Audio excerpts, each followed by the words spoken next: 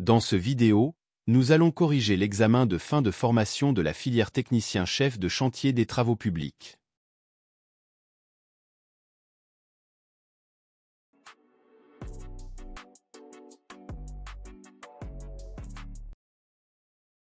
La première question consiste à donner les qualités exigées dans un coffrage. Un coffrage doit être robuste. Un coffrage doit résister à la pression du coulage du béton, les chocs et les vibrations. Un coffrage doit être stable. Un coffrage doit assurer l'étanchéité pour ne pas laisser les infiltrations de l'eau. Le prix d'achat ou de fabrication devant être évidemment en rapport avec le nombre de réemplois prévus ou possibles. La deuxième question consiste à identifier les avantages que présente un coffrage métallique sur un coffrage en bois. Les avantages sont la main-d'œuvre limitée. La durabilité, c'est-à-dire le nombre de réemplois important. Pas de chute et de perte. La rapidité d'exécution des coffrages.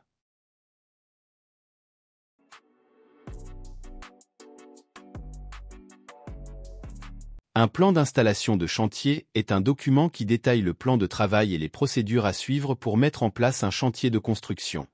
Il comprend des informations telles que les spécifications techniques, les matériaux et les outils nécessaires, ainsi que les règles de sécurité. En conclusion, le plan d'installation de chantier permet de réunir en un seul document toutes les informations utiles à la bonne gestion du chantier.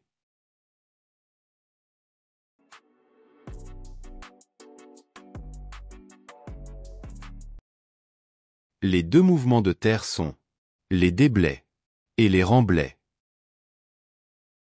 Les fouilles en rigole sont des tranchées, destinées à recevoir les maçonneries, les fondations et les canalisations. Le talus est la pente, ou inclinaison, donnée aux parois des terres pour éviter leur éboulement. Les terrassements sont les travaux qui se rapportent à la modification du relief d'un terrain.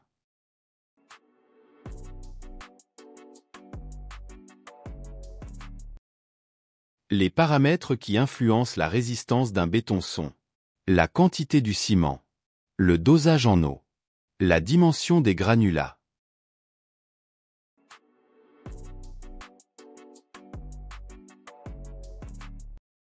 Dans cet exercice, on vous demande de dimensionner un poteau, c'est-à-dire calculer le ferraillage nécessaire pour armer ce poteau.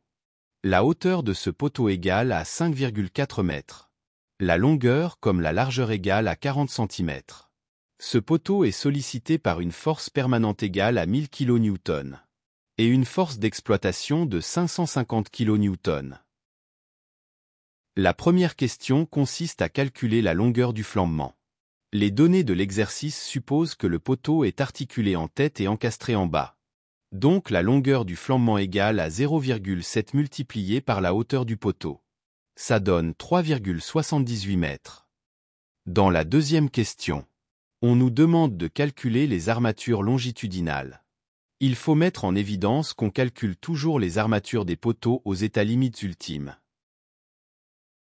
Donc la combinaison de charges égale à 1,35 multiplié par les charges permanentes, plus 1,5 multiplié par les charges d'exploitation.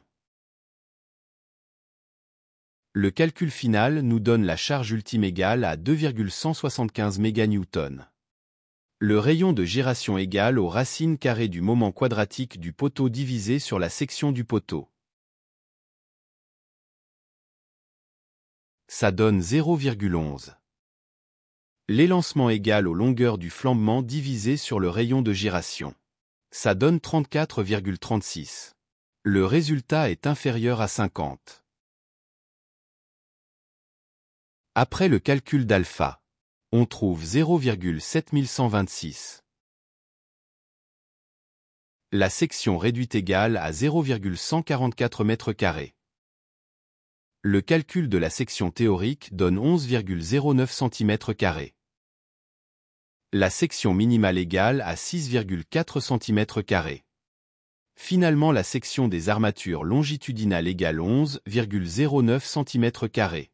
On prend alors 4 barres d'acier HA de diamètre 20 mm.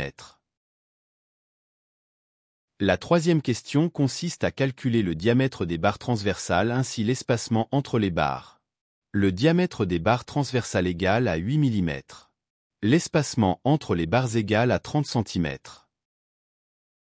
Finalement, on représente la section longitudinale et transversale du poteau.